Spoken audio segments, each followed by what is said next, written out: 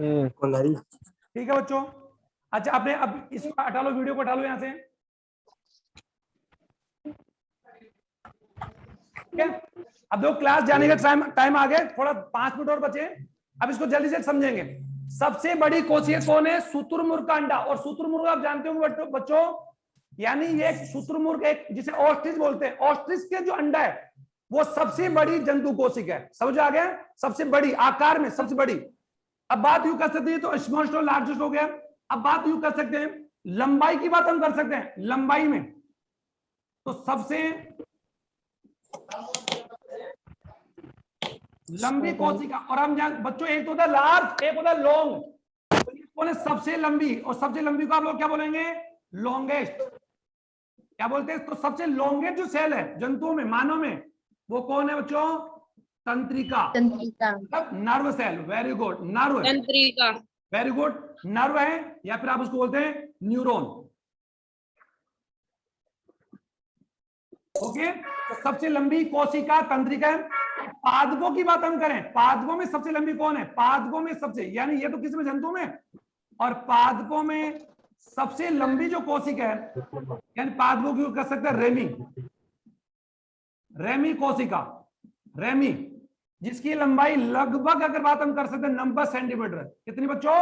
90 centimetre तक हो सकती है। और नर्व कोशिका की बात हम करें, ये तो किसकी बात चल रही है? ये किसके अंदर हुई बच्चों? एनिमल्स में। यानी सबसे यू कैसे यानी लॉन्गेस्ट एनिमल सेल, ये तो कौन होगी? Longest animal cell. और ये कौन सी होगी? Longest plant cell. ये कौन सी होगी? Longest plant cell. ओके, एक कोशिका, मैं एक कोशिका बता रहा हूं, एक कोशिका लंबाई। तो रेमी की लंबाई पादों में सबसे बड़ी है, लंबाई में, लंबाई लॉन्ग। अभी मैंने क्या बताया बच्चों? आकार। और आकार क्या होता है? लंबाई और चौड़ाई और मोटाई होती है। तो आकार में तो कौन है? शुतुरमुर्ग बताया था। अब बात आती है, ये तो हटा दूं मैं आपको, पादपों की बात। पादपों में सबसे बड़ी। Yes sir. जो पादपों में सबसे बड़ी, यानी लार्जेस्ट प्लांट सेल। बच्चों अभी थोड़ी देर पहले मैंने शुतुरमुर्ग जो बताया, शुतुरमुर्ग वो कौन था? Largest animal cell. क्योंकि हम जानते हैं शुतुरमुर्ग एक पक्षी है, राइट। और उसे हम लोग अंग्रेजी में क्या बोलते हैं? ऑस्ट्रिच। क्या बोलते हैं? ऑस्ट्रिच, जो उड़ता नहीं है।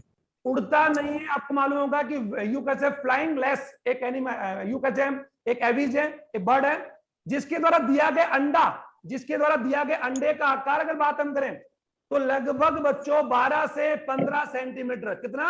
12 से सेंटीमीटर उसकी कह सकते हैं, एक उसका साइज आता है। ओके, अब उसी प्रकार लार्जेस्ट प्लांट सेल की बात हम करें, पादपों में सबसे लंबी जो, सॉरी बड़ी, लार्ज, लार्ज, लार्ज, बड़ी, वो कोशिका है, तो वो है बच्चों एसिटा बुलेरिया। एसिटा बुलेरिया। और एसिटा बुलेरिया अभी मैं लिख रहा हूं, एसिटा बुलेरिया और कोई नहीं बच्चों, एक कोशिक कौन है? सेवाल है। एक कोशिक कौन है बच्चों? सेवाल। एसिटा बुलेरिया एक कोशिक सेवाल है, जिसकी लंबाई बच्चों अकेले की सबसे, यू कह सकते हैं तकरीबन इसकी लंबाई अगर बात हम करें तो 20 to 25 सेंटीमीटर, यानी लंबाई की बात हम कर सकते हैं। तो ये सबसे कौन हुआ? लार्जेस्ट प्लांट सेल हुआ। समझ आ गया आपके? तो कोशिकाओं का आकार मैंने बताया, आकृति आपको बताई, कौन छोटी है कौन बड़ी है, ये तो मैंने बता दिया। अब हम लोग आगे चलते हैं, ये तो मैंने बता दिया। अब हम लोग जल्दी से क्लास, और उसकी पहले बता दूं कि जनरली वैसे कोशिकाएं बच्चों, कोशिका केंद्र के आधार पर, किसके आधार पर? कोशिका केंद्र के आधार पर, केंद्र के संगठन, यानी यू कैसे ऑर्गेनाइजेशन ऑफ न्यूक्लियस, यानी न्यूक्लियस के आधार पर, न्यूक्लियस के आधार पर कोशिका दो प्रकार की होती है, और आप इसको पढ़ चुके हैं प्रीवियस क्लास में। एक होती है बच्चों प्रोकैरियोटिक और यूकैरियोटिक, दूसरी होती है यूकैरियोटिक। ओके, प्रोकैरियोटिक के साथ मैं लगा रहा हूं बच्चों प्रोकैरियोटिक सेल, और यूकैरियोटिक के साथ क्या लगा रहा हूं? Eukaryotic cell. ओके, हिंदी में आप लोग जानते ही इनको हम लोग प्रोकैरियोटिक की बात, हिंदी में अगर बात हम करें तो इंग्लिश में भी आपने इसको अभी तक ऐसा लिखा होगा प्रोकैरियोटिक। जैसे कई बार हम लोग जानते हैं तो एक तो हम लोग लिखते हैं उसका बच्चों प्रोनाउंसिएशन, उच्चारण लिखते हैं। जैसे आपने लिखा फादर का उच्चारण होता है पिता, ठीक है। कभी कभार हम क्या करते हैं अंग्रेजी में उसको ऐसे लिखते हैं, देखो अंग्रेजी में तुम लिखते हो उसको फादर, और हिंदी में भी हम उसका क्या लिखते हैं, उसका उच्चारण लिखते हैं, उसका मीन नहीं लिखते, जबकि मीन हम जानते क्या होता है, पिता होता है। तो आप मेरी बात समझ आ रहा है कि कभी कभार हम लोग क्या करते हैं हिंदी में जब लिखते हैं तो अंग्रेजी के शब्द को हम हिंदी बना के लिख देते हैं। जैसे स्कूल, स्कूल अंग्रेजी में हम जानते हैं, देखो स्कूल अंग्रेजी में ये होता है SCHLL होता है, और आप अपने हिंदी में कैसे लिखते हो बच्चों, स्कूल, जबकि इसका अर्थ क्या होता है, विद्यालय, आवास। तो हम लोग क्या करते हैं ज्यादातर अंग्रेजी के शब्दों को हिंदी में भी वही लिखते हैं। समझ आ रहा है आपके? कई बार बोला होगा जैसे डायरेक्ट, कई बार बोलते हैं घर में तो डायरेक्ट चला गया, बोलते हैं ना, तो डायरेक्ट का अर्थ क्या होता है, सीधा। तो कई बार हम लोग अंग्रेजी, जैसे हम बोलते, कई बार आपने बोला होगा जैसे बंडल की बात हम करते हैं, बोलते बंडल, बोलते हैं ना, तो बंडल अंग्रेजी का शब्द है और हिंदी में भी उसको हम बंडल ही बोल रहे हैं, जबकि उसका अर्थ क्या होता है, एक समूह होता है। बंडल का अर्थ क्या होता है, जो एक ग्रुप होता है, लेकिन हम लोग ग्रुप ना लिखे बंडल लिख देते। तो कई हम अंग्रेजी शब्दों को, तो मैं क्या बोल रहा हूं, प्रोकैरियोटिक कोशिका, यूकैरियोटिक कोशिका का इसका हिंदी अगर मेरे से आप पूछें तो इसका हिंदी अर्थ होगा बच्चों अविकसित कोशिका। अभी देखना अभी, और ये कौन सी कोशिका, विकसित कोशिका, विकसित कोशिका। Very good. तो आपने कभी भी अपने 9th या 10th में कभी भी आपने विकसित कोशिका नहीं लिखा होगा, आपने हमेशा क्या लिखते हैं, यूकैरियोटिक लिखते हैं, प्रोकैरियोटिक लिखते हैं। अब तो आगे ना, तो इसका मीन मैं बता रहा हूं। और आप ये भी जानते हैं कि सजीव दो प्रकार के होते हैं, जंतु और पादप, और सूक्ष्मजीवी होते हैं, ओके। लेकिन सभी किससे मिलकर बनते हैं, कोशिका या कोशिकाओं से। इसके आधार पर वो दो प्रकार के हो गए, एक कोशिक और बहुकोशिक। जानते हैं आप लोग, एक कोशिक और बहुकोशिक। एक कोशिक कौन, जो एक कोशिका मिलकर बनता है, जैसे जीवाणु है, बात हम कर सकते हैं, प्रोकैरियोटिक जीव है, मोनेरा है, माइकोप्लाज्मा है, या फिर अमीबा है, बताया था मैंने आपको, जियार्डिया है। ये सब की सब कौन है, एक कोशिक। और बहुकोशिक कौन, जो एक से अधिक कोशिका मिलकर बनते हैं, जैसे गाय, भेड़, बकरी, कुत्ता, बिल्ली, गेहूं, जौ, चना, मक्का, बाज। अभी अभी मैंने एक नाम लिखा था एसिडाबुलेरिया। तो एसिडाबुलेरिया एक कोशिका की बहुकोशिक है, वेरी गुड। अब एक कोशिक, एसिडाबुलेरिया कौन है, एक कोशिक शैवाल है, एक कोशिक शैवाल। इसमें केवल कितनी कोशिका होती है, एक, ठीक है। अब इसको पूरा करते देखो, प्रोकैरियोटिक बच्चों, इसका अर्थ समझो, देखो प्रोकैरियोटिक और यूकैरियोटिक का अर्थ समझ लो, और हम इसको कल डिस्कस करेंगे। और इसके डिफरेंट आप लोग मुझे जाना, आप खुद करके ला सकते हो। अभी देख, तो प्रोकैरियोटिक का, प्रोकैरियोटिक दो शब्द मिलकर बनता है, प्रो समझ आ गया, और दूसरा शब्द कौन है बच्चों, कैरियोटिक बोल दो या कैरियोट, एक ही बात है। तो प्रो शब्द, जो प्रो शब्द का मतलब, प्रो शब्द का अर्थ यहां पर क्या है, आद्य है, आद्य, अविकसित,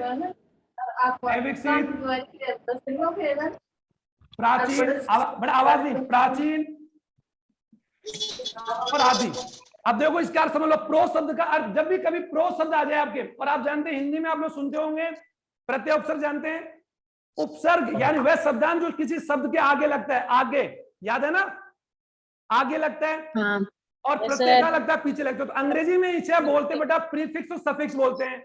केमिस्ट्री में आप इसे बोलेंगे अनुलग्न और पूर्वलग्न, ठीक है। आएगा आपके नहीं, जब आप लोग पढ़ेंगे ना, आप लोग जब आपको पता लग जाएगा कि अनुलग्न क्या है, पूर्वलग्न क्या है, ये बता दी जाएगा आपको। केमिस्ट्री में जब पढ़ेंगे, एल्कोहल में ओल लगता है, कार्बोहाइड्रेट की बात हम करें ओज लगता है, तो ये उनके अंदर लगने वाले एक शब्दांश है। अब बच्चों यहां पर देखो, मैं ज्यादा टाइम नहीं लूंगा। प्रो का अर्थ यहां पर क्या, प्रो का अर्थ है पुराना। देखो आद्य बोल दो, अविकसित बोल दो, प्राचीन बोल दो, आदि बोल दो, या फिर क्या बोल दो, पुराना, ठीक है। पुराना यानी ओल्ड, और जो ओल्ड कौन होता है, जो सबसे पहले बनता है, सबसे पहले।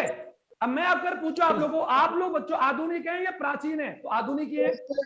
आज के 1000 साल बाद में हम क्या हो जाएंगे, हम भी क्या हो जाएंगे, प्राचीन हो जाएंगे ना। तो वैसे आज हम लोग यूं कह सकते हैं। तो इसका अर्थ यहाँ पर क्या है, और कैरियोटिक का अर्थ होता है बच्चों, कैरियोटिक का अर्थ है केंद्रक, प्रोटिक का, कैरियो का अर्थ क्या होता है बच्चों, केंद्रक। नहीं है समझ आपके? तो प्रो कैरियोटिक अर्थ क्या हो गया, और एक इसके आगे एक शब्द लिखा हो सेल, और सेल का अर्थ क्या होता है, कोशिका। अब इनका, अब इसका अर्थ बताओ देखे, पुराने केंद्रक वाली कोशिका। नहीं आया? आद्य केंद्रक वाली कोशिका या वह कोशिका जिसका केंद्रक कैसे बच्चों? अविकसित। और अविकसित केंद्रक क्या होता है? वह केंद्रक जिसमें केंद्र झिल्ली, केंद्रक दैर्घ्य और केंद्रिका नहीं पाए जाए, यानी केंद्रक जो है वो नग्न पाया जाए, ऐसी कोशिका यानी नग्न केंद्र वाली कोशिका को क्या बोलोगे? प्रोकैरियोटिक कोशिका। आया समझ आपके या नहीं आया? जो प्रोकैरियोटिक का अर्थ आप समझो, प्रो का अर्थ है बच्चों यहां पर क्या है? अविकसित, प्राचीन और आदि। और आदि का अर्थ जानते हो? शुरुआत, जो सबसे पहले बना होगा। आदि का अर्थ आदि और अंत। आदि का अर्थ बेटा प्रारंभ को बोलते हैं। और कैरियोन, कैरियोटिक, ये कैरियोटिक जो शब्द आप बोल रहे हैं, कैरियोटिक शब्द का अर्थ क्या होता है? केंद्रक, या फिर आप उसको बोलते हैं न्यूक्लियस। तो आज से आपको पता लग गया कि केंद्रक का, इसी आज से पता लगा कि केंद्रक को हम अंग्रेजी में क्या बोलते हैं? कैरियोन भी बोलते हैं। क्या बोलते हैं? कैरियोन। केंद्र को क्या बोलते हैं? कैरियोन भी कह सकते हैं। समझ आ गया आपके?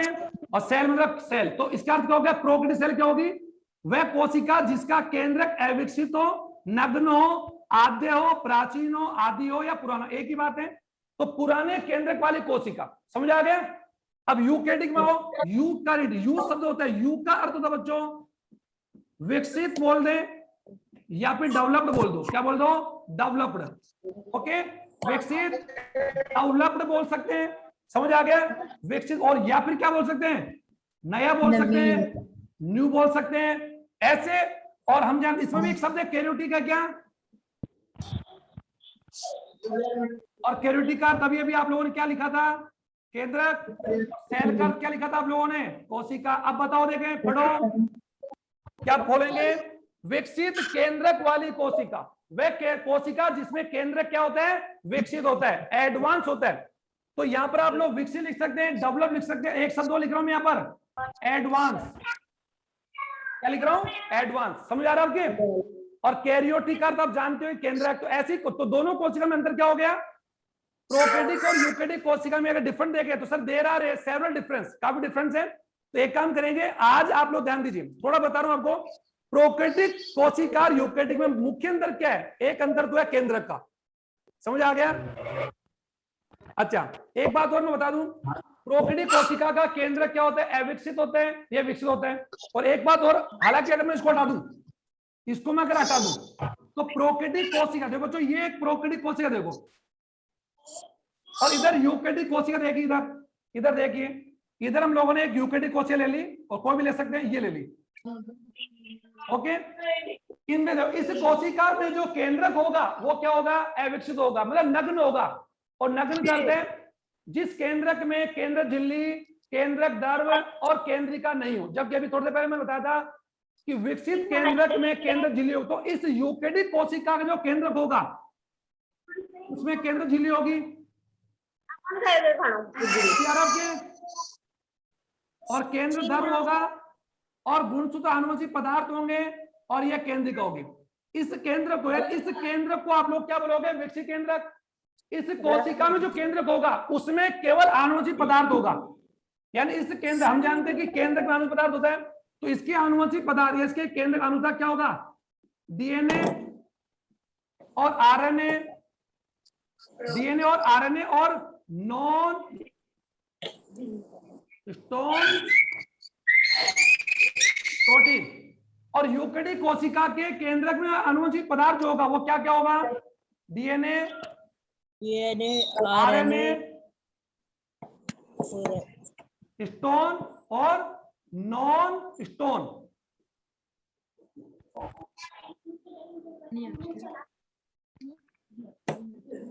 तुम समझ रहे हो क्या बच्चों?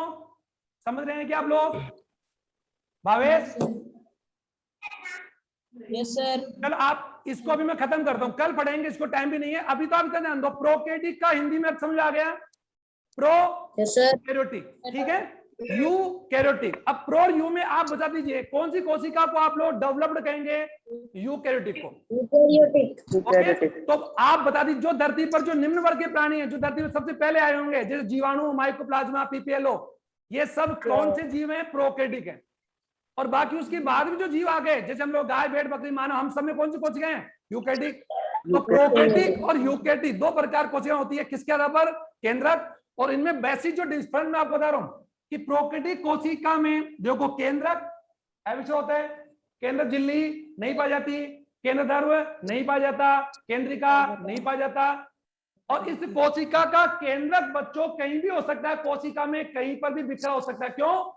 क्योंकि इसके चारों तरफ क्या नहीं है, केंद्र झिल्ली नहीं है, जबकि इस कोशिका का केंद्रक कोशिका में एक जगह ही पाया जाएगा, क्योंकि केंद्रक को कौन कवर करता है, केंद्र झिल्ली, जो इसमें नहीं है। साथ ही प्रोकैरियोटिक कोशिका का आकार छोटा होता है, ये बड़ी होती है, अविकसित होती है, विजय होती है। प्रोकैरियोटिक कोशिका में कोई भी कोशिकांग नहीं होता है, कोई भी कोशिकांग नहीं पाया जाता। माइटोकॉन्ड्रिया, प्रोकैरियोटिक में माइटोकॉन्ड्रिया नहीं होता है, इसमें होता है।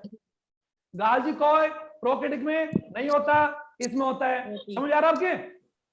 लाइसोसोम नहीं होता, यानी कुल मिलाकर देखा प्रोकैरियोटिक और यूकैरियोटिक कोशिका डिफरेंट आप देखेंगे तो कम से कम 10-15 डिफरेंट आप आराम से अपनी किताब से लिख सकते हैं।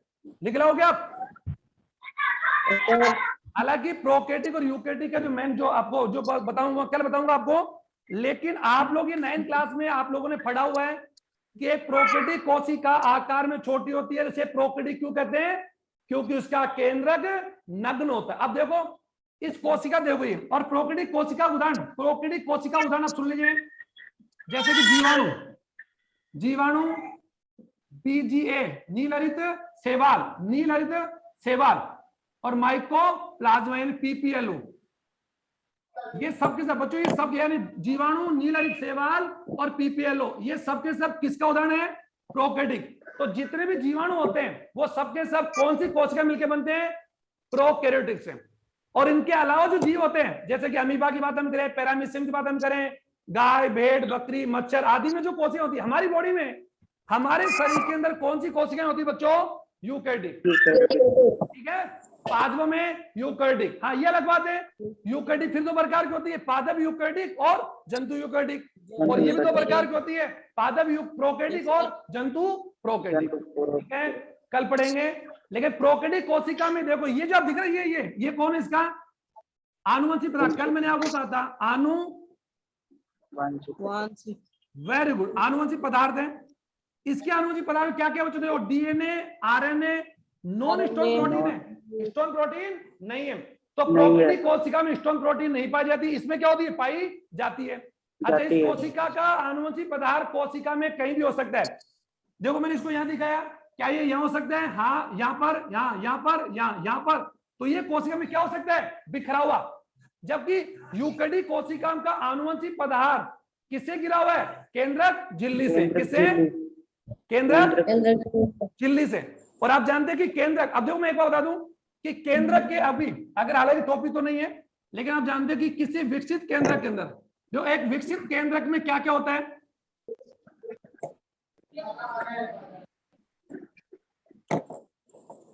केंद्र झिल्ली, केंद्रिका, केंद्र ध्रुव, केंद्रिका और आनुवंशिक पदार्थ। वेरी गुड, आनुवंशिक या क्रोमेटिन। सुन रहे हो बच्चा, और क्रोमेटिन बोल दो। अब ये अब देखो आनुवंशिक पदार्थ, ये आनुवंशिक पदार्थ क्या क्या किस किस से मिलकर बनता है, सुनो, DNA, RNA, but stone protein और नॉन स्टोन प्रोटीन। दिख रहा है आपको सबको? इन सबको मिलाकर क्या बोलेंगे, आनुवंशिक या क्रोमेटिन बोले। और यही आनुवंशिक क्रोमेटिन आगे जाकर क्या बना लेते हैं बच्चों, और आप सब जानते हैं गुणसूत्र कोशिका में कहां पाए जाएंगे, केंद्रक में। कहां पाए जाते हैं, केंद्रक। अब एक बार इसको आप देखो ढंग से, देखो ये जो मैंने अभी ये जो 4 भाग मैंने बताए, ये चारों भाग कौन से केंद्रक के होते हैं, अभी भी मैंने लिखा था कौन से केंद्रक के होते हैं बच्चों, विकसित केंद्रक। आवाज, और विकसित केंद्रक किसमें पाया जाता है, यूकैरियोटिक कोशिका में, यूकैरियोटिक कोशिका में। और प्रोकैरियोटिक कोशिका के केंद्रक की बात हम करें तो उसमें केंद्र झिल्ली नहीं होती है। इसकी बात चल रही है, इसके केंद्रक में देखो, इसके केंद्रक में केंद्र झिल्ली नहीं है, केंद्र ध्रुव नहीं है, केंद्रिका नहीं है, केवल क्या है, आनुवंशिक पदार्थ। तो प्रोकैरियोटिक कोशिका, हाँ, तो प्रोकैरियोटिक कोशिका में केंद्रक किस रूप में पाया जाता है? आनुवंशिक पदार्थ, और वो भी बच्चों कैसे? बिखरा हुआ। वो भी कैसे? बिखरा हुआ पाया जाता है। अब तो आ गया। और प्रोकैरियोटिक कोशिका में कोई भी कोशिकांग नहीं होता है, एक राइबोसोम को छोड़कर। किसको छोड़कर? राइबोसोम। तो प्रोकैरियोटिक में राइबोसोम कौन सा होगा? 70S, और यूकैरियोटिक में कौन सा होगा? 80S। ठीक है। तो आप आज मुझे तो प्रोकैरियोटिक कोशिका में अगर मैं अंतर बोलूं तो पहला अंतर देखो, आकार का छोटी होती है प्रोकैरियोटिक, वो क्या होती है? बड़ी। ये तो कर लोगे ना अंतर, बड़ी होती है। ठीक है। अच्छा, प्रोकैरियोटिक कोशिका बात है। प्रोकैरियोटिक कोशिका में केंद्रक अविकसित, उसमें विकसित होता है। केंद्र झिल्ली नहीं पाई जाती है और उसमें पाई जाती है। कर लोगे? ये तो कर सकते हैं। तो प्रोकैरियोटिक और यूकैरियोटिक कोशिका के बीच का जो डिफरेंट है बच्चों, वो आप लोग आराम से कर सकते हैं। ठीक है, समझ आ गया? और यूकैरियोटिक कोशिका उदाहरण पे पूछे आपसे तो आप लिख सकते हैं मेंढक, गाय, भेड़, बकरी, कुत्ता, बिल्ली, मानव, गेहूं, जौ, चना, मक्का, बाजरा। इन तीन के अलावा जीवाणु यानी बैक्टीरिया क्या है? प्रोकैरियोटिक। बैक्टीरिया कौन है? प्रोकैरियोटिक। अब बैक्टीरिया चाहे वो कौन सा हो, साइनो बैक्टीरिया हो, चाहे आर्के बैक्टीरिया हो, चाहे यू बैक्टीरिया हो। ओके। अच्छा, अब मैं पूछूं वायरस कौन? बताओ, वायरस प्रोकैरियोटिक है कि यूकैरियोटिक है? दोनों ही है। दोनों। Very good. बोला ये किसने जवाब दिया? गौतम, ये जवाब किसने दिया? बच्चों आवाज आ रही क्या? Yes sir. अभी मैंने प्रश्न पूछा कि वायरस प्रोकैरियोटिक है कि यूकैरियोटिक है?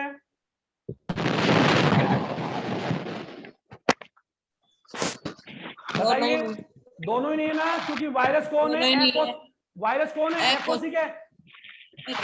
वायरस। जयश्री शर्मा, जयश्री बेटा आपका वीडियो चालू करो एक बार।